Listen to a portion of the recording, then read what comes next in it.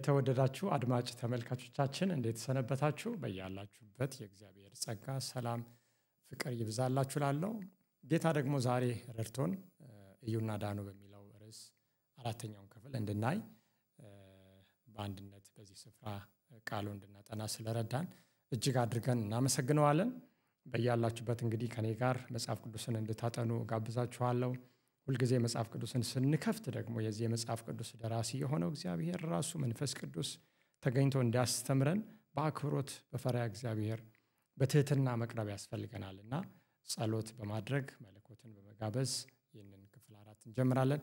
በያላችሁበት ከኔ ጋር እንድትጸልዩ ጋብዛችኋለሁ። እንጸልይ።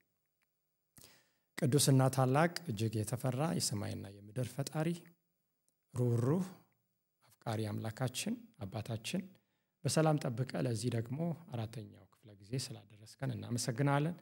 እዩና ዳኑ በሚለው ርዕስ ዙሪያ ያንተን የማዳን ኃይል ያንተን የጽድቅ ጉልበት የምንመለከትበት ይህ ትምህርት የሚባርከን የሚለውጠን እኛን የሚቀይረን እንዲሆን እጸልያለሁ።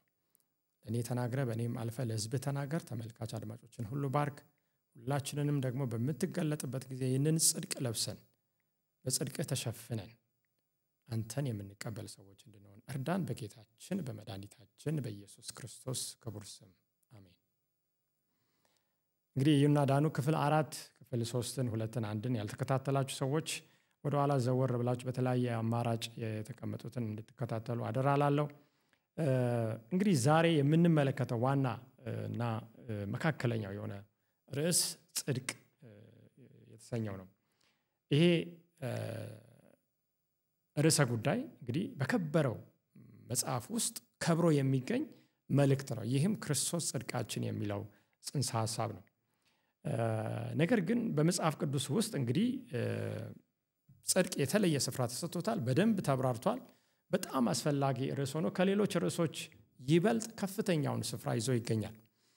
የጽድቅ ምንጭ እንዴት ይገኛል የሚለው ተፈጥሮ ወይም ማንነቱ፣ እንደገና በኃጢአተኞች ደግሞ ሊገኝ የሚችልበት ወይም ሊረጋገጥ የሚችልበት እድል፣ በአራተኛ ደረጃ ደግሞ ይህንን ለማግኘት ቅድመ ሁኔታ ወይም ኮንዲሽን የምንለው መለኮታዊ ስልጣን ባለው ስለ ጽድቅ የመጨረሻው ሊናገር በሚችለው በዚህ በመጽሐፍ ቅዱስ ውስጥ እናገኛለን። ምንም እንኳን ይህ መልእክት የቀረበበትና የተገለጸበት ቅጾችና ሐረጎች የተለያዩ ቢሆንም እንዲሁም በተለያየ ስፍራ የተቀመጠ ቢሆንም እንግዲህ እንደ ክብ ወይም እንደ ሰርክል ብናየው የዋናው ማዕከላዊው ጭብጥ ሐሳብ ግን በዚህ ሁሉ ክርስቶስ ጽድቃችን የሚለው ጎልቶ የሚወጣው ይሆናል ማለት ነው። ወደ አዲስ ኪዳን ስንመጣና ይህንን ስንመለከት በተለይ ሐዋርያው ጳውሎስ ስለዚህ ብዙ የተናገረ ያስተማረ በእግዚአብሔር መንፈስ ለእኛ መጨረሻ ዘመን ለደረሰብን ነገሩን ግልጽ ያደረገ የእግዚአብሔር ባሪያ ነበር። የፍጥረትን ዘገባ ፍጥረት እንዴት እንደተፈጠረ ባስቀመጠበት ስፍራ የክርስቶስ ማዳን ሁሉም ነገር ከተፈጠረበት ከክርስቶስ ጥበብና ኃይል ጋር ተስተያይቷል። ይህንን በቆላስያስ ምዕራፍ 1 ቁጥር 14 እስከ 16 የመጀመሪያ ጥቅሳችን ይሆናል። ቆላስያስ 1 ከ14 እስከ 16 እንዲህ ይላል። እናንተ በስክሪኑ ላይ ትመለከታላችሁ፣ እኔ አነባለሁ። እርሱ ከጨለማ ስልጣን አዳነን፣ ቤዛነቱንም እርሱንም የኃጢአትን ስርየት ወዳገኘንበት ወደ ፍቅሩ ልጅ መንግስት አፈለሰን። እርሱም የማይታይ አምላክ ምሳሌ ነው ይላል። እንግዲህ የማይታየው የክርስቶስ የሁላችንም አባት የሆነው እግዚአብሔር አብ ነው። የእሱ ምንድነው? ምሳሌ ነው፣ ነጸብራቅ ነው። እግዚአብሔርን ያየው ማንም የለም። በእቅፉ ያለው አንድያ ልጁ ግን ምን አደረገው? ተረከው የሚለው እናስታውሳለን። ከዛ በኋላ ስለ ፍጥረት ይዘግባል ሐዋርያ ጳውሎስ። ሲቀጥል እንዲህ ይላል፣ የሚታዩትና የማይታዩትም ዙፋናት ቢሆኑ ወይም ጌትነት ወይም አለቅነት ወይም ስልጣናት በሰማይና በምድር ያሉት ሁሉ በእርሱ ምን ብለዋል? ተፈጥረዋልና። ከፍጥረት ሁሉ በፊት በኩር ነው፣ ሁሉ በእርሱና ለእርሱ ተፈጥረዋል ይላል። ሰውን ከጨለማ የማዳን ኃይል ፍጥረትን ከመፍጠር ኃይል ጋር ተስተያይቶ እናያለን ወይም ተዛምዶ እንመለከታለን። ነገር ግን ወገኖቼ ለአምላክ ፍጥረትን መፍጠር ነው ወይ ሰውን ማዳን ነው በጣም ከባድ የነበረው ስንል ይህ ምንም ሳይታለም የተፈታ ነው። ሰውን ማዳን ከፍጥረት ይልቅ ከፍተኛውን የእግዚአብሔርን መስዋዕትነት የጠየቀ ጉዳይ ነው። በመጀመሪያው ክፍል በሁለተኛውም ክፍል ይህንን በተለያየ መንገድ አይተናል። እንግዲህ በመጽሐፍ ቅዱስ ላይ ከዘፍጥረት እስከ ራእይ ክርስቶስ ጽድቃችን የሚለው ዋናው ማዕከላዊ ጭብጥ ነው ስንል ሁለት ነገሮች ተስተያይተዋል። ለምሳሌ የመጀመሪያው አዳም ኃጢአት እና ውድቀቱ ከዛ ጋር ተያይዞ የመጣ ደግሞ አስከፊ ውጤት ከምን ጋር ተገናኝቷል መሰላችሁ? አዳኝና አዳሽ ወይም ሁሉን ነገር ወደ ነበረበት ከሚመልሰው የመጨረሻው አዳም ከክርስቶስ ጋር ምን ብሏል? ተነጻጽሯል። ይህም ክርስቶስ ምን ይል ዘንድ ነው? ይወደስ ዘንድ ነው። እንግዲህ ስለ ውድቀታችን፣ ስለ አዳም፣ ስለ ኃጢአት ሁል ጊዜ ያወራን አንኖርም። ነገር ግን ይህ በመጽሐፍ ቅዱስ ግልጽ ሆኖ የተቀመጠበት ዓላማ ክርስቶስ አዳኝና አዳሽ ሆኖ ምን እንዲል? እንዲወደስ ነው። በሌላ አባል ወይም በሌላ አገላለጽ ደግሞ ሞት ከአስፈሪ ማንነቱ ጋር በመጽሐፍ ቅዱስ ምን ብሏል? ተቀምጧል። በፊታችን የተቀመጠ ሐቅ። ይህም ደግሞ ክርስቶስ ሕይወት ሰጪ ሆኖ ከፍ ከፍ ብሎ ይከብር ዘንድ ነው። ስለ ሞት ስላጣናቸው ስለሚመጣው ሞት እየተከዝን እየፈራን አንኖርም። ሕይወት ሰጪ የሆነው ከፍ ብሎ በመስቀል ላይ ተፈጸመ ያለውን እንድናይ ነው ስለ ሞት ማንነት በመጽሐፍ ቅዱስ የተጻፈው። በሌላ መልኩ ደግሞ ስናይ በዚህ ሕይወት እንግዲህ ተስፋ አስቆራጭ የሆኑ ነገሮች አሉ፣ አሳዛኝ ነገሮች አሉ። ሕይወት አስደንጋጭ በሆኑ ነገሮች ተሞልቷል። ለምንድን ነው ይሄ በመጽሐፍ ቅዱስ ጭምር የተቀመጠው ስንል ክርስቶስ እንደ ታላቅ አጽናኝና አዳኝ ይፈለግ ዘንድ ነው። ሰው በሕይወቱ ባሳዘነው ነገር፣ ተስፋ አስቆራጭ በሆነው ነገር ተክዞ እንዳይቀር ሁል ጊዜ ከዛ ጋር ተቃራኒ የሆነው ከዛ ሊያወጣ የሚችለው ኃይል እንደቀረበና እሱንም እንድናከብረው ነው። በአጠቃላይ ሰብአዊ ፍጡር ኃጢአተኛ ማንነትና ብልሹ ተፈጥሮ በጣም ዘግናኝ በሆነ ቀለም በመጽሐፍ ቅዱስ ተስሎ እናገኛለን። ይህም የሆነበት ደግሞ ክርስቶስ ለማንጻትና እርግጠኛ የእግዚአብሔር ጽድቅ ሆኖ እንድንፈልገው የቀረበ ጉዳይ ነው። ታዲያ ጽድቅ ማለት ምን ማለት ነው? እንግዲህ የጽድቅ ምንነትን በመጽሐፍ ቅዱስ ውስጥ በጣም በግልጽ ተቀምጦ እናየዋለን። ብዙ ጊዜ ሰዎች በዚህ ነገር ግራ ሲጋቡ እናያለን። ወገኖች እርግጠኛ መሆን ካለብን እርግጠኛ መሆን ያለብን አንዱና የመጀመሪያው አስፈላጊው ርዕሰ ጉዳይ ጽድቅ በተመለከተ ነው። በአጭሩ ጽድቅ የኃጢአት ተቃራኒ ሆኖና ከቅድስና ወይም እግዚአብሔርን ከመምሰል ጋር ተስተያይቶ ወይም ተዛምዶ እናገኘዋለን። ይህንን በጥቅስ እንመለከተዋለን። አንደኛ ቆሮንቶስ 15:34 ላይ የእግዚአብሔር ቃል እንዲህ ይላል። አንደኛ ቆሮንቶስ 15:34 በጽድቅ ንቁ፣ ኃጢአትንም ምን አትበሉ አትስሩ። ከምን ጋር ጎን ለጎን ተቀምጧል? ከኃጢአት ጋር። በጽድቅ የነቃችሁን ኃጢአትን ምን አትበሉ አትስሩ ይላል። ኤፌሶን 4:22-24 ኤፌሶን 4:22-24 የእግዚአብሔር ቃል ሲናገር ፊተኛ ኑሯችሁን እያሰባችሁ እንደሚያታልል ምኞት የሚጠፋውን አሮጌውን ሰው አስወግዱ። እንግዲህ አሮጌው ሰው አለ፣ ከአዳም የወረስነው ማንነት አለ። ይሄ በጨለማው ዘንድ ሊታይ የሚችል ማንነት አለ። የፊተኛ ኑሮ ነው።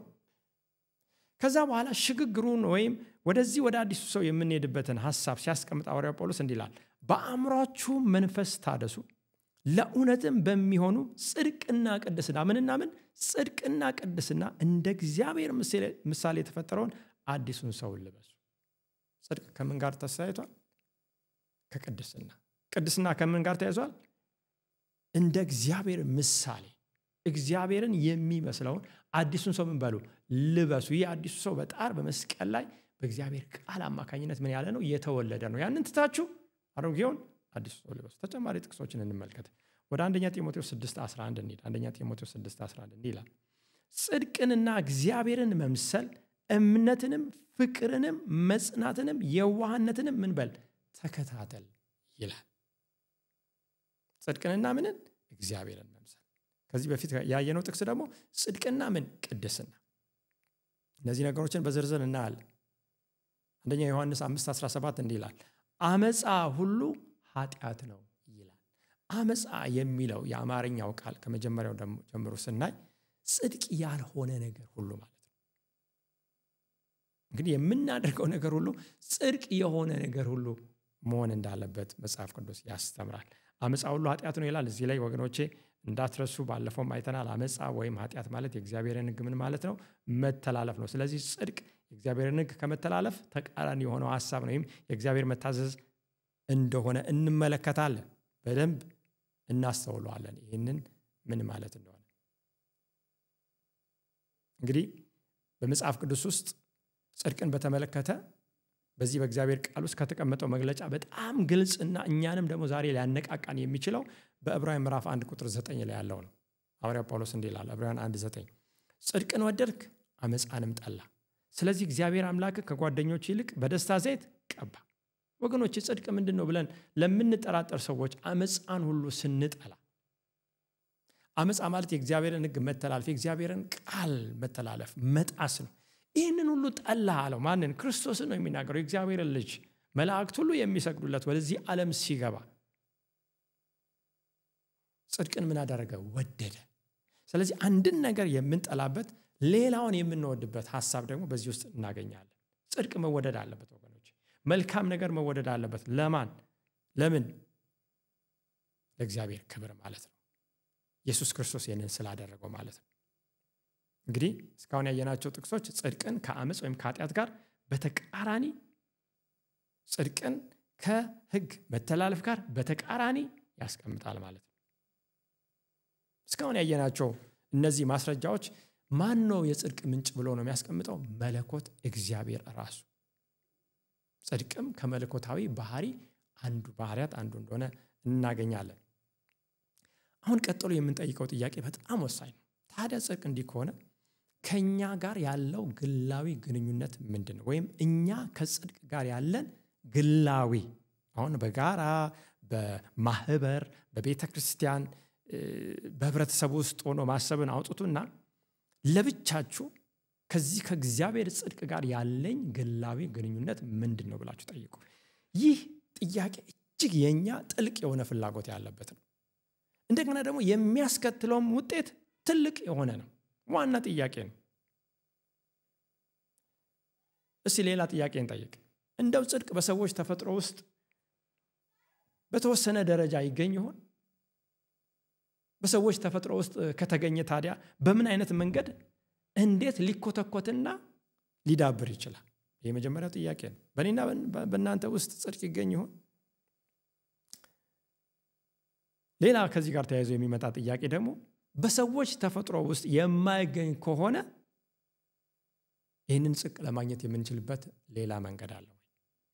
ይህ ከሆነ ደግሞ በሰዎች ተፈጥሮ ውስጥ ከሌለ በምን አይነት መንገድና መቼ ነው ይህንን ጽድቅ ልናገኝ የምንችል?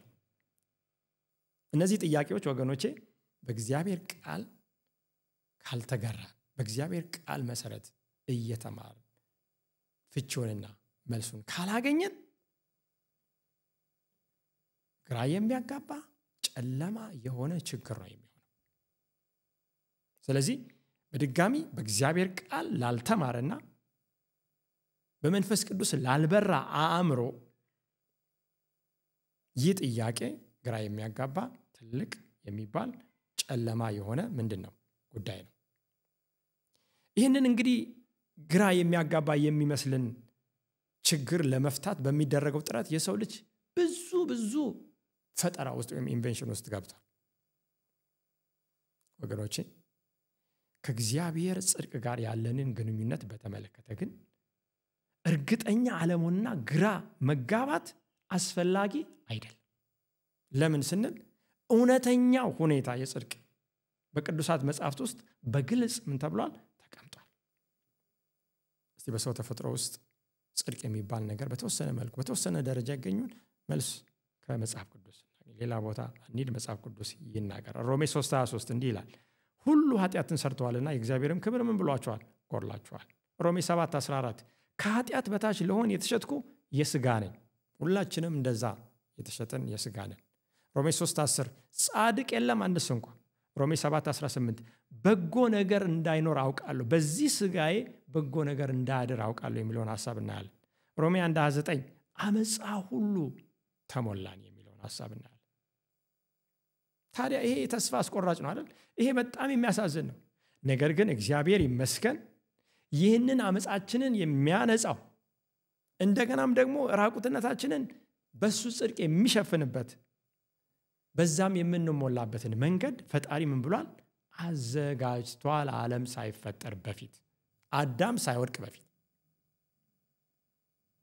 ስለዚህ አዳም ኃጢአት ሰርቶ በወደቀበት ስፍራና ጊዜ ያ የተዘጋጀው ጽድቅ ተሰጠ፣ ተገለጠለት፣ እሱም ያንን ተቀበለ። ስለዚህ በምህረት የተሞላው አቅርቦት ፕሮቪዥን የሚባለው የመለኮት አቅርቦት ከመጀመሪያው አንስቶ ከአዳም በኋላም ቢሆን ከኃጢአት ጋር ያልተመጣጠነ ፍልሚያ ሲያደርጉ በነበሩት በወደቁት አመፀኞች ወንዶችና ሴቶች ዘንድ የታወቀ እንደገናም እነርሱም ደግሞ እየተቀበሉ ይህንን ጽድቅ ጸንተው የዳኑበት ያለፉበት ሁኔታ መጽሐፍ ቅዱስ እንዳለ ያስተምራል። ስለዚህ ጽድቅን ከመጀመሪያው ጀምሮ ስናገኝ በአንደኛ ደረጃ አቤልን እናገኛለን። ስለ አቤል በማቴዎስ ምዕራፍ 23 ቁጥር 35 ክርስቶስ ሲናገር እንዲህ ይላል፣ ጻድቁ አቤል። ይህንን ብቻ እናያለን። እንግዲህ ክርስቶስ በአንድ ስብከቱ ላይ የአዳም ልጅ የሆነው አቤል ምን እንደሆነ ይናገራል? ጻድቅ እንደሆነ ይናገራል። ጳውሎስ ደግሞ በዕብራውያን 11:4 በድጋሚ ስለ አቤል ሲናገር እርሱ ጻድቅ እንደሆነ ምን አለ? ተመሰከረለት ይላል። ቅድም እንዳየነው ጽድቅ በሰው ተፈጥሮ ውስጥ ከሌለ አቤል ደግሞ ጻድቅ ተብሎ ከተጠራ ይህንን ጽድቅ ከየት አገኘው? እንዴት አገኘው? እንዴትስ የራሱ አደረገ? እንዴትስ ዳነበት? ወገኖቼ አቤል ለምንድን ነው ጻድቅ የተባለው ስንል ታሪኩን እናስታውሳለን። ከወንድሙ ከቃየል ጋር አምልኮን ለፈጣሪ ለማቅረብ በእግዚአብሔር ፊት ይቀርባል። በዛም በእግዚአብሔር ፊት አቤል እንደ እግዚአብሔር ሐሳብ ከጠቦቱ ወስዶ ያንን የሚታረደውን ያንን የእግዚአብሔርን በግ የሚያመላክተውን መስዋዕት ምን አደረገ? አቀረበ፣ ሰዋ። ለአምልኮ ይዞ እንዲቀርብ የታዘዘውን ፈጸመ። ይህንንም መታዘዝ በእምነት አደረገው። ቃየን ግን አመፃን ፈጸመ፣ ኃጢአትን ሰራ። ወገኖቼ ጽድቅ የሚፈጸም ነው፣ አመፃም የሚፈጸም ነው። ጽድቅ የሚሰራ ነው፣ ኃጢአትም የሚሰራ ነው። ስለዚህ አቤል በሚመጣው የአምላክን ልጅ በሚወክለው በዛ በግና በስርየት ደም ማለት ነው በማመን ምን አደረገ? ጸደቀ። ኖህን እንመልከተው። ዘፍጥረት ምዕራፍ 6:9 እንዲህ ይላል፣ ኖህም በትውልዱ ጻድቅ ፍጹምም ሰው ነበረ፣ ኖህ አካሄዱን ከእግዚአብሔር ጋር አደረገ። አሁን ጽድቅ ለመጀመሪያ ጊዜ የተጠቀሰበትን አውድ እያየን ነው። አቤልን አይተናል፣ ከዛ ኖህን እናያለን። በትውልዱ ኖህ ጽድቅና ፍጹም የተባለው ጻድቅና ፍጹም የተባለው ለምንድን ነው? መጽሐፍ ቅዱስ ሲናገር አካሄዱን ከእግዚአብሔር ጋር አደረገ።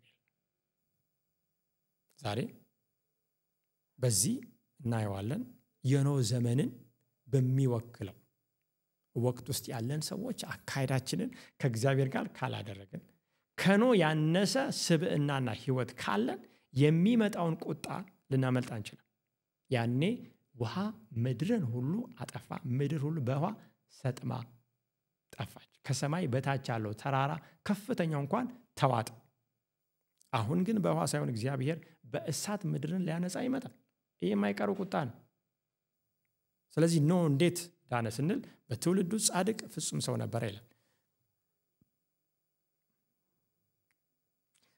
በዘፍጥረት ምዕራፍ 9 ቁጥር 11 ላይ ስናይ እንዲህ ይላል፣ ምድርም በእግዚአብሔር ፊት ተበላሸች፣ ምድርም ግፍን ተሞላች። ይህ ነው ዘመን ነው። አንደኛ ተበላሸች የሚለው ኮራፕት ይላል የእንግሊዝኛው፣ ወይም በሙስና ተሞላች ማለት ነው በዛሬው አባባል። ከዛ በኋላ ግፍ ይላል፣ ቫዮለንስ ይላል፣ ግፍን ተሞላች። አሁን ዛሬ ይሄ ብልሹነትና ይሄ ግፍ ምድርን ሞልቷል። ቫዮለንስ፣ ግድያ፣ አመፅ፣ እርስ በእርስ መጨፋጨፍ የመጨረሻው ዘመን ምልክት ነው። ምድርም አሁን ልትጠፋ እንደደረሰች ያሳያል። እግዚአብሔርም ምድርን አየ፣ ዛሬም ያያል፣ እነሆም ተበላሸች፣ ስጋን የለበሰ ሁሉ በምድር ላይ መንገዱን አበላሽቶ ነበርና። በጣም የሚደንቅ ነው። ዛሬ ስጋ የለበስን ሰዎች ነን ይህንን የምናየው በቪዲዮ የምንመለከተው። ምድርን እግዚአብሔር ሲያይ ሳርና ቅጠሉን፣ ተራራና ሸንተረሩን፣ አዕዋፋትና ሌላ ነገሩን አይደለም ያየው፣ እኛን ነው የሚያየው። መንገዳችን ብልሹ ነው ወይስ መንገዳችን የጽድቅ መንገድ?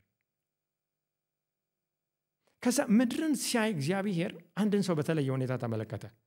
ያም ኖህ ነው። እግዚአብሔርም ኖህን አለው የሥጋ ሁሉ ፍጻሜ በፊቴ ደርሷል፣ ከእነርሱ የተነሳ ምድር በግፍ ተሞልታለች። ወገኖቼ ይህንን ቃል ስሙ። ዛሬ በዚህ ወቅት የሥጋ ፍጻሜ ምን ተብሏል? ደርሷል። ለምን? ምድር በግፍ ስለተሞላች። እኔም እነሆ ከምድር ጋር አጠፋችኋለሁ። ይህንን ያለው ማን ነው? አምላክ ነው። የብሉይ ኪዳኑ አምላክ የአዲስ ኪዳኑ አምላክ ነው። ወገኖቼ ብዙ ጊዜ አዲስ ኪዳን ላይ ሩሩ አፍቃሪ፣ ብሉይ ኪዳን ደግሞ ተቆጪ፣ በጣም ጨካኝ ንጉሥ ተደርጎ እግዚአብሔር ሳላል ኖ እግዚአብሔር ትላንት ዛሬም ለዘላለምም ያው ነው፣ አይለወጥም። ከዛ በኋላ እንዲህ አለው፣ ከጎፈር እንጨት መርከብን ለአንተ ስራ። ዘፍጥረት ምዕራፍ 7 ቁጥር 1 እንዲህ ይላል፣ እግዚአብሔርም ኖኅን አለው፣ አንተ ቤተሰቦችን ሁሉ ይዘህ ወደ መርከብ ግባ፣ በዚህ ትውልድ በፊቴ ጻድቅ ሆነ አይቻለሁና። ስለዚህ አሁን በመጨረሻ ዘመን የሚሰራ መርከብ አለ። እግዚአብሔርም ወደዛ እንድንገባ ይፈልጋል። ወደዛ የሚገባው ማን ነው? ጻድቅ ሆኖ በእግዚአብሔር ፊት ምን አለ? የተገኘ ሰው። ኖኅን ጻድቅ ያስባለው ምንድን ነው? ምን ስላደረገ ነው? እንግዲህ ኖኅ በክርስቶስ ጽድቅ ተሸፍኖ እንደዳነ፣ ቤተሰቡም በዚሁ እንደዳነ እንመለከታለን። በጣም የሚደንቀው በማይመስል ሁኔታ የእግዚአብሔርን ቃል ሰምቶ ስለታዘዘ ነው ኖኅ ምን የተባለው? ጻድቅ የተባለው። ወገኖቼ ቀላል ነገር እንዳይመስላችሁ።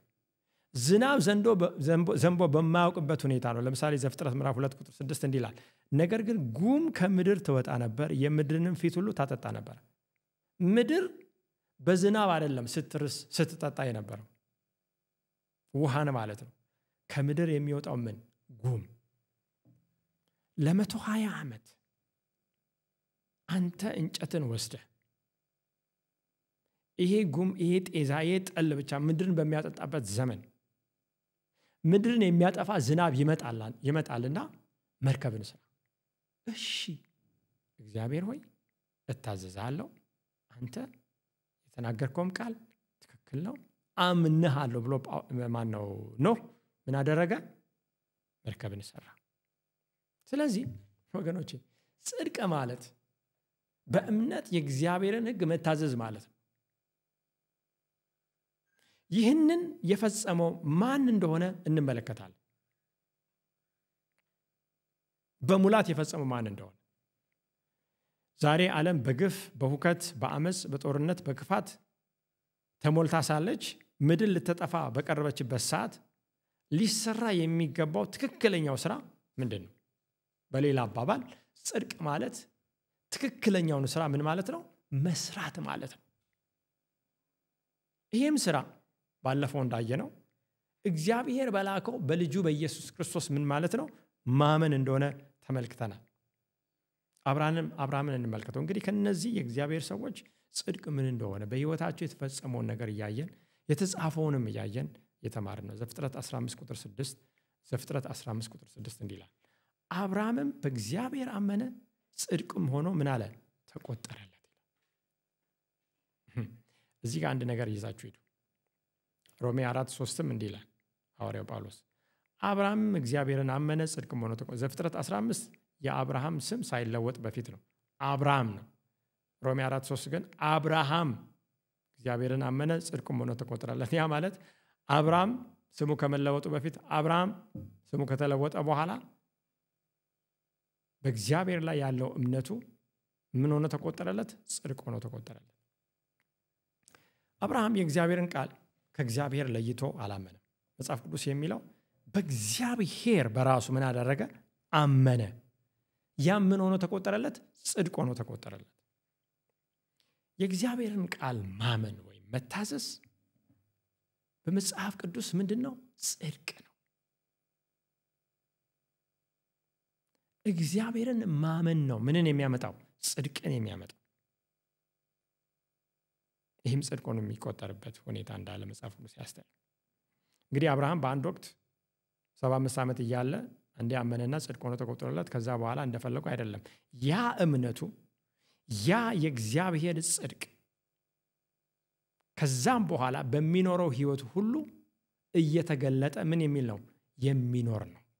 አብርሃም በዛው እምነት በዛው ጽድቅ እስከ መጨረሻው መቆም መጽናት ስር መስደድ ነበረበት። የተለያየ የሚያፍገመግም ወደዚህ የሚያነቃንቅ ፈተና ሊመጣ ይችላል። ነገር ግን ሳይነቃነቁ መቆምን ይጠይቃል። አብርሃም እንዴት ጻድቅ ተባለ? እስቲ ወደ ኋላ ዞር ብለን ዘፍጥረት ምዕራፍ 11 ቁጥር 27 ገና ከአባቱ ጋር በአባቱም ቤት ሳለ ያለውን ሁኔታ እንመልከት። ዘፍጥረት 27 ቁጥር 28 ዘፍጥረት 11 ከቁጥር 27 እስከ 28 እንዲህ ይላል። ታራ ማለት እንግዲህ የአብርሃም አባት ነው። እንዲህ ይላል። ታራ አብርሃምንና ናኮርን ሃሮንንም ወለደ። እንግዲህ ታራ የወለደው ስንት ልጆች ናቸው? 3 ልጆች። የአብርሃም ወንድም እነማን ናቸው? ናኮርና ሃራን። ሃራንም ሎጥን ወለደ ይላል። ሃራንም በተወለደበት አገር በከላዳውያን ኡር በአባቱ በታራ ፊት ሞተ። ሎጥ የማን ልጅ ነው? የአብርሃም የወንድም ልጅ። እንግዲህ የሎጥ አባት ሃራን ምን አደረገ? ሞተ። ማንና ማን ቀሩ? አብርሃምና ናኮር ቀሩ። እንግዲህ የአብርሃም አባት ታራ ይላል ቁጥር 31 ታራም ልጁን አብርሃምንና የልጅ ልጁን የሃራንን ልጅ ሎጥን የልጁንም የአብርሃምን ሚስት ምራቱን ሶራን ወሰደ። ከእርሱም ጋር ወደ ከነዓን ምድር የሄዱ ዘንድ ከከላዳውያን ኡር ወጡ፣ ወደ ካራንም መጡ፣ ከዚያም ተቀመጡ። ታራ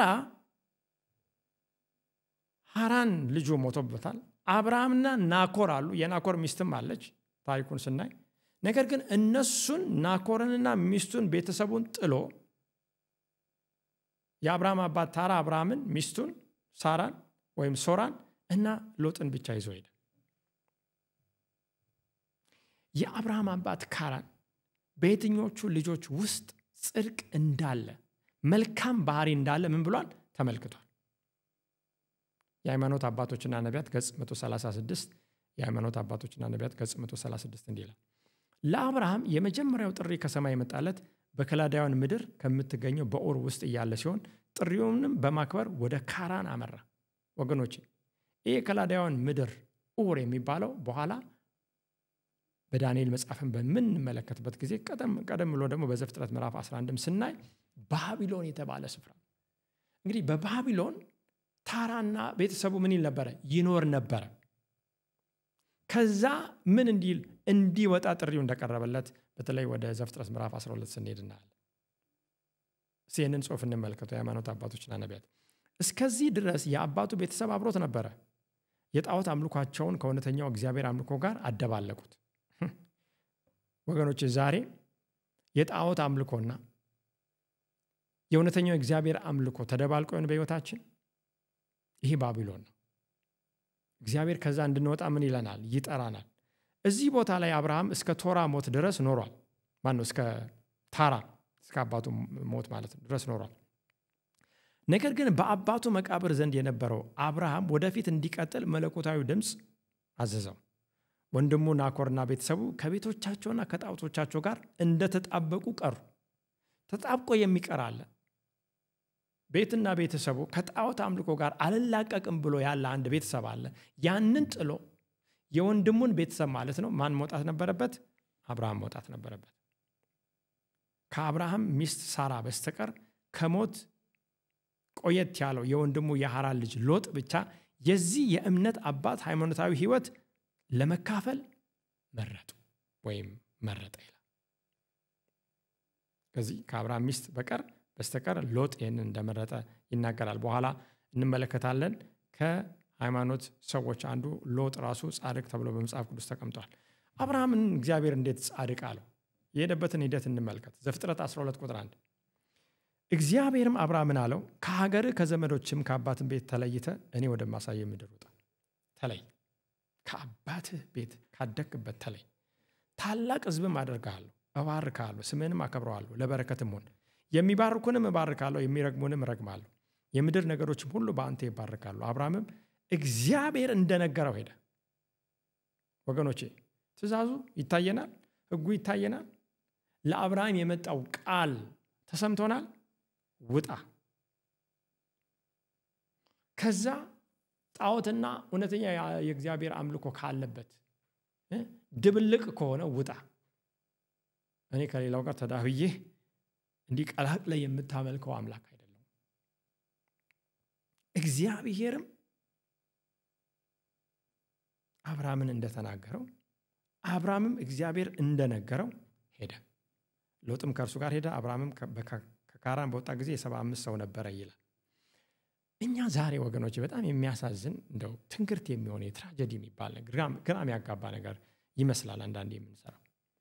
አቋማችን ሳይለወጥ ያለንበትን ቦታ ሳንቀይር በቀድሞ ማንነት እየኖርን እግዚአብሔርን በማያስደስት ሁኔታና ህይወት ውስጥ ተቀምጠን ሳለ እግዚአብሔር እንዲባርከን እንፈልጋለን። ይሄ በፍጹም የማይሆን። የእምነት አባት የነበረው አብርሃም ከምቾት ክልል ውስጥ መውጣት ነበረበት። እንደ ስጋ ምቾት ከሚመስል፣ እንደ መንፈስ ግን እንደ ሰማይና እንደ እግዚአብሔር እይታ ያ የእስር የባርነት የጨለማ የሞት ቦታ ነበር። ውጣ። ዛሬ ማን ነው ከዚህ መካከል የሚወጣ? አንተ ትሁን፣ አንቺ ትሁን። የአብርሃም ታሪክ የሚያስተምረን በእርሱ ህይወት የክርስቶስ ጽድቅ ይታይ ዘንድ ይህም በረከት ለሱ ብቻ ሳይሆን በህይወቱ ከፍተኛ ለውጥ ከመጣ በኋላ ለአሕዛብ ለምድር ህዝብ ሁሉ በረከት እንዲሆን ህዝብ ሁሉ በእሱ አማካኝነት በሚመጣው ዕውቀት እንዲድን መውጣት ነበረበት። ወገኖች የእኛን ራስ ወዳድነት ጥለን እግዚአብሔር ስለኛ ብቻ አይደለም የሚጠራን። በነገራችን ላይ ለአንድ አብርሃም እግዚአብሔር ሲናገር ዓለምን እያየ ነበረ፣ ህዝብን እያየ ነበረ፣ ነገድን፣ ቋንቋን፣ ወገንን እየተመለከተ ነበር። ዛሬ ትልቁን ምስል ካላየን እኮ ለኛ አሁን ካለንበት የምቾት ክልል ወይም ዞን ውስጥ መውጣት ምን ይለናል? ከባድ መስዋዕትነት መስሎ ይታየናል። ይሄ ግን መስዋዕትነት አይደለም። ስለዚህ ወገኖቼ ባጭሩ እግዚአብሔር ለመባረክ በጽድቁ ለመሸፈን ከፈለግን እግዚአብሔርን ልንሰማው ያስፈልጋል። ከመጀመሪያው አዳማዊ ማንነት ውስጥ ልንወጣ ያስፈልጋል። ያውም አሁን ምድራዊ ከሆነበት ዳግመኛ ከመንፈስና ከውሃ ካልተወለድንበት ማንነት እሺ ብለን እጁን ይዘን ልናመልጥ ያስፈልጋል። በኢሳይያስ ምዕራፍ 51 ቁጥር 1 ከዚህ ጋር ተያይዞ ነብዩ ኢሳይያስ በኢሳይያስ 51 1 እና 2 የሚናገረውን እንመልከት። እናንተ ጽድቅን የምትከተሉ እግዚአብሔርንም የምትሹ ስሙኝ። ይህ ቃል ትዝ ይላችኋል። በኋላ ላይ በማቴዎስ ምዕራፍ 6:33 ላይ ነገር ግን አስቀድማችሁ እግዚአብሔርን መንገድ ጽድቁንም ፈልጉ ይህም ሁሉ ምን ይላችኋል? ይጨመርላችኋል። ስሙኝ። ዛሬ የሚሰማ አለ? ጽድቅን የሚሻ፣ ጽድቅን የሚፈልግ፣ ጽድቅን የሚከተል። ቀጥሎ እንዲህ ይላል ኢሳይያስ 51 ቁጥር 2 ከፍ ብሎ ከቁጥር 1 ጀምሮ ያለው የጀመረውን ሐሳብ እንጨርስና ወደ ቁጥር 2 እንመጣለን። ከእርሱ የተቆረጣችሁበትን ድንጋይ ከእርሱም የተቆፈራችሁበትን ጉድጓድ ተመልከቱ። ወደ አባታችሁ ወደ አብርሃም ወደ ወለደቻችሁም ወደ ሳራ ተመልከቱ። አንድ ብቻውን በሆነ ጊዜ ጠራሁት፣ ባረኩትም፣ አበዛሁት። በጣም የሚደንቅ ነው። ዙር ብላችሁ እስቲ ጽድቅ ምን ማለት እንደሆነ በህይወቱ ያሳየውን ሰው ምን በሉ ተመልከቱ። ጽድቅ ምን እንደሆነ መረዳት እንደው ግራ የሚገባችሁ ከሆነ አብርሃምን እዩ። የእግዚአብሔርን ቃል ብቻ በማመን የወጣውን ሰው የተስፋ እስረኛ ሆኖ በተስፋ ወራሽ ሆኖ የጸደቀውን አብርሃምን ተመልከቱ ነው። ዛሬ እኛ ወገኖች እኔ የትኛው አብርሃም ዘር ነኝ? እኔ አሁን መካከለኛው ምስራቅ ላይ እስራኤል የሚባል እኔ እዛ አይሁድ ጋር ግንኙነት የለም ልትሉ ትችላላችሁ። ወገኖች መጽሐፍ ቅዱስ ምን እንደሚል ታውቃላችሁ? ከእርሱ የተቆረጣችሁበትን ድንጋይ ከእርሱም የተቆፈራችሁበትን ጉድጓድ ተመልከቱ። ከየትኛው ድንጋይ ነው እኛ የተገኘነው? ከየትኛው ጉድጓድ ነው የተቆፈርነው? በስጋ ከአብርሃም ጋር ላንዛመድ እንችላለን። ነገር ግን በእርግጥ ከአብርሃም የሚበልጥ በዚህ አለ። ምክንያቱም አለቱ ማንን ነው የሚወክለው? አንደኛ ቆሮንቶስ 10:4 ላይ አንደኛ ቆሮንቶስ 10:4 እንዲህ ይላል፣ ይከተላቸው ከነበረው ከመንፈሳዊ አለት ጠጥተዋልና ያም ማለት ክርስቶስ ነበረ። መዝሙር 18:2 እግዚአብሔር አለቴ፣ አምባዬ፣ መድኃኒቴ፣ አምላኬ፣ በእርሱም የምተማመንበት ረዳቴ፣ መታመኛዬና የደህንነቴ ቀንድ መጠጊያዬም ነው ይላል። ስለዚህ አምላክ ከዚህ አለት በሰው እጅ በብረት ካልተነካው ድንጋይ እኛን በመስቀል ላይ ከእግዚአብሔር አምባ ማለት ነው ወልዶናል። ያንን ተመልከቱ። አሁን ጽድቅ ምን እንደሆነ በእርግጥ አብርሃምን ብቻ ሳይሆን በዋናነት ማንን ተመልከቱ? ያንን ተቆፍራችሁ የተገኛችሁበትን ክርስቶስን እዩ። ስለዚህ አብርሃም እግዚአብሔርን አመነ፣ ጽድቅ ሆኖ ተቆጠረለት። ወደ ሎጥ እንሂድ። ሎጥ እንግዲህ አብርሃም የወንድም ልጅ ነው። ጥሩ ምርጫዎችን እንዳላደረገ መጽሐፍ ቅዱስ ያስተምራል። ያም ቢሆን ግን በእግዚአብሔር ምሕረት ተጎብኝቶ ጻድቅ ሆኖ እንደቀረ በተለይ ጴጥሮስ ይናገራል። ሁለተኛ ጴጥሮስ ምዕራፍ 2 ቁጥር 7 ሁለተኛ ጴጥሮስ ምዕራፍ 2 ከቁጥር 7 እስከ 8 እንዲህ ይላል። ጻድቅ ሎጥን በመካከላቸው ሲኖር እያየና እየሰማ ዕለት ዕለት በአመፀኛ ስራቸው ጻድቅ ነፍሱን አስጨንቆ ነበርና በአመፀኞች ሴሰኛ ኑሮ የተገፋውን ያን ጻድቅ ካዳነ ይላል እግዚአብሔር። እንግዲህ ጽድቅ አለ፣ ጻድቅ የሆነ ነፍስ አለ። አንድ ሎጥ የሚባል በሶዶምና በጎሞራ ሲኖር የነበረ አመፅ አለ ከተማ ውስጥ። አመፅና ጽድቅ አንድ ላይ መሄድ ስላልቻለ ይሄ ነፍስ በአመፃ ኑሯቸው ምን አለ? ተጨነቀ። ጻድቅ ነፍሱ ተጨነቀች። እንግዲህ ወደ አዲስ ኪዳን እንምጣ። እንግዲህ እያመሳከረን እያየን አዲስ ኪዳን ላይ ዘካርያስና ኤልሳቤጥን ጻድቅ ተብለው የተመሰከረላቸው እንመለከታለን። ሉቃስ 1 ቁጥር 6 ሉቃስ ምዕራፍ 1 ቁጥር 6 እንዲህ ይላል፣ ሁለቱም በጌታ ትእዛዝና ሕግጋት ሁሉ ያለ ነቀፋ እየሄዱ በእግዚአብሔር ፊት ጻድቃን ነበሩ። በጣም ጥሩ። ምን ስላደረጉ? በጌታ ትእዛዝና ሕግጋት ሁሉ ያለ ነቀፋ እየሄዱ በእግዚአብሔር ፊት ጻድቃን ነበሩ። በማን ኃይል? በክርስቶስ ኢየሱስ ጽድቅ ተሸፈነው። በክርስቶስ ኢየሱስ ጽድቅ ጸጋ፣ በሱ የእግዚአብሔር ችሎታና ኃይል ሕግጋቱና ትእዛዙን የፈጸሙ ሰዎች። ጽድቅና መታዘዝን ወገኖች ለይተን የምናስብ ከሆነ ከዚህ ሰዓት ጀምሮ ግን መጽሐፍ ቅዱስ እንደዛ እንደማያስተምር እንወቅ። ዘዳግም 6:25 እንዲህ ይላል። ዘዳግም 6:25 እርሱም እንዳዘዘን በአምላካችን በእግዚአብሔር ፊት እናደርጋ ዘንድ ይህችን ትእዛዝ ሁሉ ብንጠብቅ ለእኛ ጽድቅ ይሆንልናል። ማን ነው የሚናገረው ይሄንን? ሙሴ። ወገኖች እኛ ጽድቅን መፈጸም እንደማንችል የታወቀ ነው። ግን በራሳችን ማድረግ መስራት ወይም መጠበቅ እንደማንችል ታዲያ መፍትሄው የት ነው? እናያለን።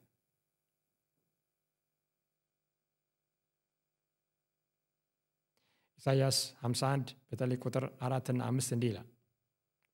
ኢሳይያስ 51 4 እና 5 ወገኔ ሆይ አድምጠኝ፣ ሕዝቤ ሆይ ስማኝ። ሕግ ከእኔ ይወጣልና ፍርዴም ለአሕዛብ ብርሃን ይሆናልና ጽድቄ ፈጥኖ ቀርቧል፣ ማዳኔም ወጥቷል፣ ክንዴም በአሕዛብ ላይ ምን ይላል? ይፈርዳል። አያችሁ የእግዚአብሔርን ሕግ፣ የእግዚአብሔርን ብርሃን እንደገና ከጽድቅ ጋር ምን ይለዋል? ያገናኘዋል። ቁጥር 7 ኢሳይያስ 51 ጽድቅን የምታውቁ ሕጌም በልባችሁ ያለ ሕዝብ ሆይ ስሙኝ። የሰውን ተግዳሮት አትፍሩ፣ በስድባቸው ምን በሉ አትበሉ፣ አትደንግጡ። ጽድቅን የምታውቁ ሕጌም በልባችሁ ያለ። ጽድቅን የሚያውቅ የእግዚአብሔር ሕግ በምኑ ያለ ነው? በልቡ ውስጥ ያለ ሰው ነው። ይህንን ስሙኝ ይላል። ያም ሰው መስማት ይችላል እግዚአብሔር። ስለዚህ የጽድቅ ምንጭ፣ የጽድቅ ምንነት ወይም ተፈጥሯዊ ማንነቱ ምን እንደሆነ ተመልክተናል። ይህንንም ደግሞ የምናገኝበት ሐሳብ እምነት እንደሆነ፣ መስመሩ መንገዱ እምነት እንደሆነ በጥቂቱም ቢሆን አይተናል። እንግዲህ ቅድመ ሁኔታዎችን ስንመለከት ጽድቅን የምንቀበልበትን በአቤል፣ በኖህ፣ በአብርሃም፣ በሎጥ፣ በዘካርያስና በኤልሳቤጥ ይህ ጽድቅ እንዴት ነው የተፈጸመው? በምን ሁኔታዎች ላይ ተመስርቶ ነው አስደናቂ ልውውጥ የተፈጸመው? እነሱ በጣም ደካማ ከፍጥረታቸው የቁጣ ልጆች፣ ኃጢአተኞች፣ የወደቁ ነገር ግን ጻድቅ ተብሎ ደግሞ በመጽሐፍ ቅዱስ ምን ያለላቸው? የተመሰከረላቸው ሰዎች። እንዴት ልውውጡ የቱ ጋር የተከናወነው? አንዳንዶቻችን እነሱ ይኖሩ የነበሩበት ጊዜና ሁኔታ ለጽድቅ የሚመች የሚስማማ ነበር ልንል እንችላለን። ወይም የላቀና የተሻለ ባህሪ በውስጣቸው ከመኖሩ የተነሳ ነው እግዚአብሔርን የመምሰል ከፍተኛ ደረጃ ላይ ደረሱት ብለን ልናስብ እንችላለን። ይህ ግን አይደለም። በፍጹም ከኛ የተሻለ ሁኔታም አልነበረም፣ ከኛ የተለየ ማንነትም አልነበረባቸውም። ያለፉት ዘመናት እንዲሁም ግለሰቦችን የሚመለከቱት መዛግብት ሁሉ የሰውን ልጅ አሉታዊ ማንነት ያስቀምጣሉ። ሰው በራሱ ምንም ተስፋ የሌለው እንደሆነ፣ እንደኛ ስሜት ያላቸው እንደኛ፣ በተለይ ስለ ሎጥ ሲናገር ጻድቅ ነፍሱን አስጨንቆ ነበር ይላል። አስጨናቂ ዘመን ውስጥ የነበሩ ሰዎች ናቸው። ይህንን በዋጋ የማይተመነውን የጽድቅን በረከት ያገኙት አንድና ብቸኛ በሆነ መንገድ ነው። ይህም አዳም ኃጢአት ከሰራበት ዘመን ጀምሮ ማንም ሰው ሊያገኘው የሚችል ሆኗል። ይህንን ጽድቅ የምናገኘው እግዚአብሔርን በማመን ነው። ይህንን ጽድቅ የምናገኘው በእምነት ነው። እንግዲህ በአዲስ ኪዳን ጽድቅ እንዴት እንደምናገኝ በጣም በጉልህ ሁኔታ ተፈጽሟል። በተለይ ትልቁን ስፍራ የሚይዘው ሐዋርያ ጳውሎስ በሮሜ ምዕራፍ 1 ቁጥር 16 እና 17 የጻፈው ነው። ሮሜ 1 16 እና 17 በክርስቶስ ወንጌል አላፍርምና የእግዚአብሔር ኃይል ነውና ለመዳኒት ለሚያምን ሁሉ። ይሄ 1878 ትርጉም ነው። በወንጌል አላፍርም፣ የእግዚአብሔር ኃይል ነው። ምን? ለመዳኒት፣ ለመዳን ማለት ነው። ይህ እንዴት ነው ስንል ለሚያምኑ ሁሉ ይላል። ለሚያምኑ ሁሉ በጣም ቀላል ነው። እኛ እንደ ሕፃን አይነት እምነት ነው የሚያስፈልገው። ሕፃን ልጅ አይታችሁ ታውቃላችሁ? ወላጆቹን ምንም ቢሆን ምን ይላል? ያምናል። በወላጆቹ እጅ ክንድ ላይ እስካለ ድረስ እንደማይጎዳ ይተማመናል። እግዚአብሔርም በክንዱ ላይ በእሱ ላይ በቃሉ ላይ እንዲህ እንድንደገፍ ነው የሚፈልገው። የእግዚአብሔር ጽድቅ በእርሱ ይገለጣልና ከሃይማኖት ወደ ሃይማኖት በጻድቅ ሰው ሕይወት ውስጥ የእግዚአብሔር ጽድቅ ከሃይማኖት ወደ ሃይማኖት ይገለጣል፣ ወይም ከእምነት ወደ እምነት ይገለጣል እንደተጻፈ ተብሎ ቀጥሎ ይላል ጻድቅ በሃይማኖት ይድናል፣ ጻድቅ በእምነት ይድናል። እንግዲህ ይህ ወንጌል እኛም ዛሬ ልናፍርበት የማይገባ ወንጌል የእግዚአብሔር ኃይል ነው። ለምን? ለማዳን። ይህም ለሚያምኑ ሁሉ ነው። የሚያምን ጻድቅ ጽድቅ በሕይወቱ ከእምነት ወደ እምነት እየተገለጠ ይሄዳል። ስለዚህ መጽሐፍ ቅዱስ ሰዎች ጽድቅን የሚያገኙበትን መንገድ ሲያስቀምጥ እምነት ነው ይላል። ሮሜ 3:20 እንዲህ ይላል። ሮሜ 3:20 የሕግን ሥራ በመስራት ሥጋ የለበሰ ሁሉ በእርሱ ፊት ስለማይጸድቅ ነው፣ ኃጢአት በሕግ ይታወቃልና። ወገኖቼ የሕግ ተግባር ኃጢአትን ምን ማለት ነው? መግለጥ ነው እንጂ የሕግ ተግባር እኛን ከኃጢአት ማዳን አይደለም። ይህንን ለይተን ማየት አለብን። አሁን ግን በሕግና በነቢያት የተመሰከረለት የእግዚአብሔር ጽድቅ ያለ ሕግ ተገልጧል። እርሱም ለሚያምኑ ሁሉ የሆነ በኢየሱስ ክርስቶስ በማመን የሚገኘው የእግዚአብሔር ጽድቅ ነው። ከዚህ በላይ እንዴት ግልጽ ሊሆን ይችላል መጽሐፍ ቅዱስ? ሌላ ጽሑፍ ላንብብላችሁ። እናንተ ስክሪን ላይ ተመልከቱ። ዘ ስቶሪ ኦፍ ጂሰስ ገጽ 61። ወደ ትምህርታችን መጨረሻ እየመጣን ነው። ጽድቅን የሚራቡና የሚጠሙ ብፁዓን ናቸው ይጠግባሉና። ማቴዎስ ምዕራፍ 5:6። ወገኖች ከዚህ ጋር ተያይዞ ያለውን ጽሑፍ ከማንበብ በፊት እዚህ ጥቅስ ላይ ግን አንድ ሐሳብ ላካፍላችሁ። ዛሬ ምግብ የተራብን ሰዎች ልንኖር እንችላለን። የታረዝን ሰዎች ልንኖር እንችላለን። ድሆች፣ ገንዘብ የሌለን፣ ብር ወርቅ የሌለን ሰዎች ልንኖር እንችላለን። ትልቁ ድህነት ግን በእግዚአብሔር ፊት አንድን ሰው ይሄ ተርቧል፣ ይሄ ድሃ ነው የሚያስብለው ምንድነው? የእግዚአብሔር ፍቅር የጎደለው ሰው ነው። የእግዚአብሔር ጽድቅ የጎደለው ሰው ነው። ምክንያቱም እንደ እግዚአብሔር ቃል የተራቡና የተጠሙ ጽድቅን ምኖች ናቸው? ብፁዓን ናቸው። ሌላውን ምግብማ ለወፍም ይሰጣል፣ እንኳን ለእናንተ በእግዚአብሔር አምሳል ለተፈጠራችሁ። እርግብና ወፍ ተነስታ ከቀፏ ወጥታ ብርር ብላ ዛሬ ሰርቼ አገኛለሁ ብላ ሳይሆን አምላክ እንደሚመግባት ተማምና ነው። አዎ እኛ መስራት አለብን፣ የማይሰራ ይብላ ይላል። ለዛ ግን አትጨነቁ፣ አስቀድማችሁ የእግዚአብሔርን ጽድቅ መንግስትንም እሺ። ይህም ምን ይላችኋል? ይጨመርላችኋል። የሚራቡ ብፁዓን ናቸው ምን ይላሉ? ይጠግባሉ። በዚህ በክርስቶስ ጽድቅ፣ በዚህ ባህሪ፣ በዚህ ማንነት ራስን በካደ ሌሎችን እንደ ራስ አድርጎ በሚወድ ለሌሎች ራስን አሳልፎ በሚሰጥ ጽድቅ ይጠግባል፣ ይሞላል። ስቶሪ ኦፍ ጂሰስ ታሪኩ ሲቀጥል እንዲህ ይላል ጽሑፉ። ጽድቅ ማለት ትክክለኛ የሆነውን ነገር ማድረግ ማለት ነው። አቤል በጊዜው ትክክለኛ ነገር እናደረገ። አዎ ምን ነበረ? አምልኮን በመንፈስና በእውነት እግዚአብሔር ባዘዘው መሰረት መሰዋት ማቅረብ። ኖህ በጊዜው ትክክለኛ ነገር አደረገ። አዎ ምን? ዓለም ጥፋቱ ቀርቧልና መርከብን አዘጋጅ እንዳለው መርከብን በእምነት ማዘጋጀት ዝናብ ዘንቦ ባያቅም ለ120 ዓመት ሳይዘንብ ለ120 ዓመት ግን መርከብን ሰራ። አብርሃም ጻድቅ ሆነ፣ ትክክለኛውን ነገር አደረገ ጊዜ። አዎ ከከለዳውያን ኡር ምን መሆን ነበረበት? መውጣት ነበረበት። ሐሰተኛው የጣዖት አምልኮና የእግዚአብሔር እውነተኛው አምልኮ ከተደባለቀበት ይሄ በፍጹም እግዚአብሔርን የሚያከብር ስላልሆነ መውጣት ነበረበት። ሎጥስ አዎ ከሶዶምና ከጎሞራ ምን መሆን ነበረበት? መውጣት ነበረበት። ስለዚህ ጽድቅ ማለት ትክክለኛ የሆነውን ነገር ማድረግ ነው ማለት ነው። የእግዚአብሔርን ትእዛዝ መታዘዝ ማለት ነው። በሕጉ ውስጥ የጽድቅ መርሆች ተብራርተዋል። መጽሐፍ ቅዱስም ትእዛዛት ሁሉ ጽድቅ ናቸው በማለት ይናገራል። የት? መዝሙር 119 172 ላይ። ሌላ ጽሑፍ ስናነብ እናንተም አሁን ትመለከቱታላችሁ በስክሪኑ ላይ እንዲህ ይላል። ጽድቅ ማለት የእግዚአብሔርን ትእዛዝ መታዘዝ ማለት ነው። ሕጉ ከኃጢአተኛው ዘንድ የሚሻው ጽድቅን ነው። ይህን ደግሞ ኃጢአተኛው ማድረግ ይጠበቅበታል፣ ነገር ግን ይህን ማድረግ አይችልም። በጣም ግልጽ ነው። ኃጢአተኛው ወደ ጽድቅ ሊደርስ የሚችልበት ብቸኛው መንገድ ምንድን ነው? እምነት ነው። ኃጢአተኛው የክርስቶስን ስራ በእምነት ወደ እግዚአብሔር ማምጣት ይችላል። አይገርምም? ይህ የምስራች ነው ወገኖች። ይሄ ደስ የሚያሰኝ ነው። ከዚህ በላይ ሃሌሉያ የሚያስብል ነገር የለም። ሌላው ሰው ሰርቶ የጨረሰውን ሰው ብቻ ሳይሆን መለኮት ሰርቶ የጨረሰውን መለኮትና ሰው የተዋሃደበት ያ ክርስቶስ የፈጸመውን የጽድቅ ሥራ ለኔ ይቆጠርልኝ ብሎ ኃጢአተኛ ወደ እግዚአብሔር ማምጣት ይችላል ነው ወንጌል የምስራቹ። ይህንን በምን? በእምነት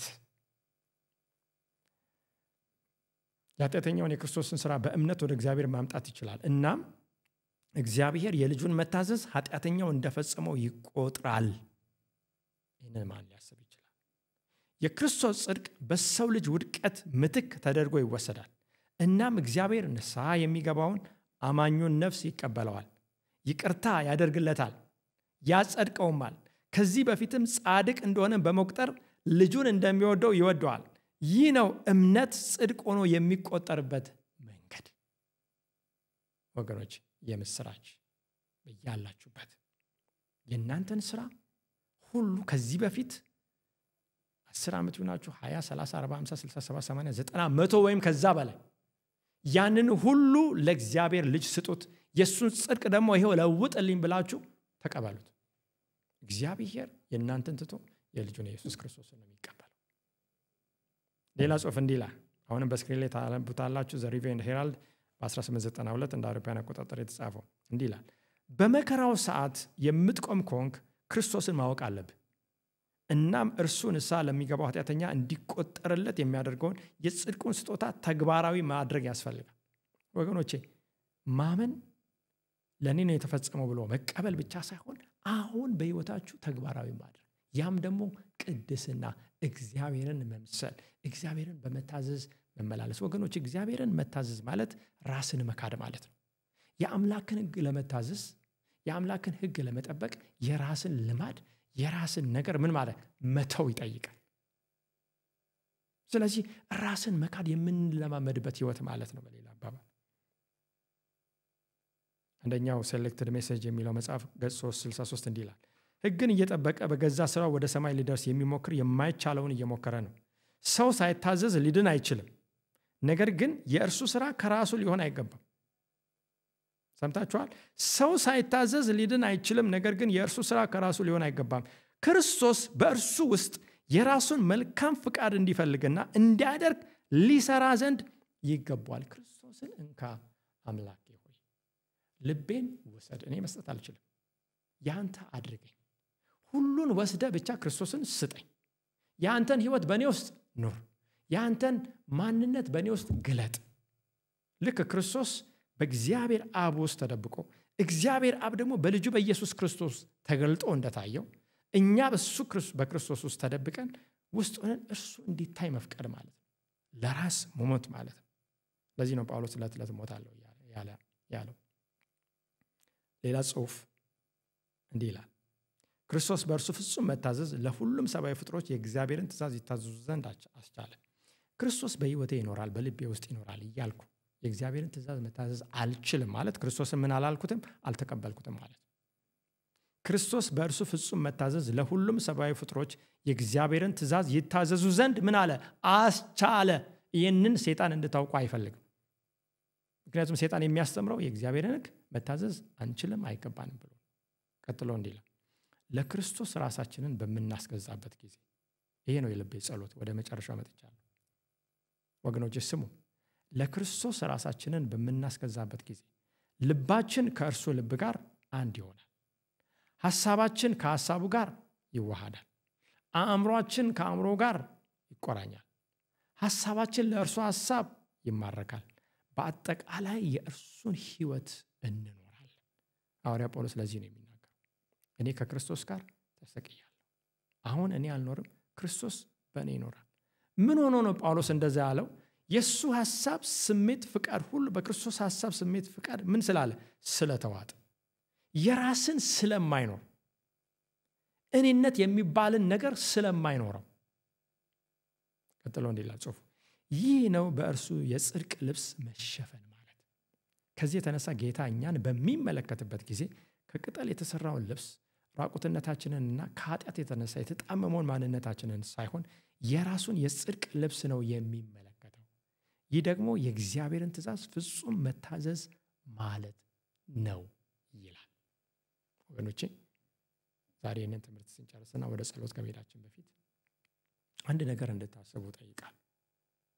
ከዚህ በፊት ህይወታችሁን ስትመለከቱ፣ እድሜያችሁን ስትመለከቱ፣ ታሪካችሁን ዞር ብላችሁ ስታዩ ሞክራችሁ ጥራችሁ አድርጋችሁ ብዙ መጻሕፍትን ወይም አንብባችሁ ስለ ጽድቅ የተዛባ አመለካከት ኖሯችሁ ተስፋ ቆርጣችሁ ያላችሁ ጨለማና ኃጢአትም ምንም ችግር የለበትም ብላችሁ በዛ ውስጥ እየኖራችሁ ካላችሁ ዛሬ እግዚአብሔር ከዛ ሊያወጣችሁ ይፈልጋል። በጣም አጭር ግልጽ ነው። ሐሳቡ በጣም ግራ የሚያጋባ አይደለም። እዩና ዳኑ። የተሰቀለው የእናንተን ስራ ሰርቶ የጨረሰው እንካችሁ ጽድቄን የእናንተን ኃጢአት ስጡኝ፣ የእናንተን ነውር ስጡኝ፣ የእናንተን ከዚህ በፊት የሰራችሁን አመፃ ሁሉ ማንም የማያውቀው በልባችሁ የያዛችሁትን ሚስጥር እንኳን ስጡኝ፣ የተሰበረውን ያ የተቀደደውን ልባችሁንም እንኳን ቢሆን ነው የሚለው እግዚአብሔር። ስለዚህ ስጡት ለሱ ወገኖች፣ አበረታታችኋለሁ። እግዚአብሔር መንፈስም ይማጸናችኋል። ከዛ ከፍተኛው ልውውጥ ይደረጋል። የሱ ጽድቅ፣ የሱ ህይወት፣ የሱ ያ የመዳን ጌጠኛ ልብስ ተዘጋጅቷል። እጁን ዘርግቶ ነው ያለው ባላችሁበት፣ ባለሽበት፣ ባለህበት። አሁን ይህንን ልውውጥ ሊያደርግ አምላክ በደጅ ቆሞ እያንኳኳ ነው። ከፍተሽ ታስገቢው። ይህንን ማድረግ እንድንችል ጸሎት አድርገን እንጨርሳለን። እንጸልይ። የዘላለም አባት ቅዱስ እግዚአብሔር ስለዚህ ዘላለማዊ ወንጌል እናመሰግናለን። ይህም በአንተ በማመን መጽደቅ ነው። አብርሃም እንደጸደቀ ዛሬ በእኛ ውስጥ መልካም ነገር የለም። መጽሐፍ እንደሚለው በእናንተ ውስጥ መልካሙን ነገር መፈለግንም ማድረግንም የሚፈጽመው እርሱ ነው ተብሎ እንደተጻፈ እንድትረዳ ወገኖችን በተለየ ሁኔታ አሁን የሚመለከቱትን የሚያደምጡትን ሁሉ እንድታግዝ ጸልያለሁ። ካንተ ዘንድ ሰላም ይዞ የሚመጣው ጽድቅ፣ ህይወት ይዞ የሚመጣው ጽድቅ፣ ንጹህ የሚያደርገው ጽድቅ፣ በእግዚአብሔር ፊት አቋማችንን የሚቀይረው ከሚመጣውም ጥፋት እንደኖ ከቤተሰቡ ጋር የሚያድነው አምላኬ ሆይ ጽድቅህን መቀበል እንድንችል እርዳን። ህይወትህን መቀበል እንድንችል ያንተን ተቀብለን የኛ ለአንተ መስጠት የነ ልውውጥ እንድንፈጽም እርዳን። ስለሰማን ተመስገን። ስላዳንካቸው ሰምቶ ስለታዘዙ ነፍሳት እናመሰግናለን። ቀሪ ሰዓታችንን ተረከብ፣ አትለይ። በዚህ ዘመን ስንኖር ሳለ ጌታ ሆይ በየቀኑ ካንተ ጋር ተስተካክለን አካሄዳችን እንደኖ ካንተ ጋር የምናደርግ እንድንሆን እርዳን። በጌታችን በኢየሱስ ክርስቶስ ያውስ አሜን።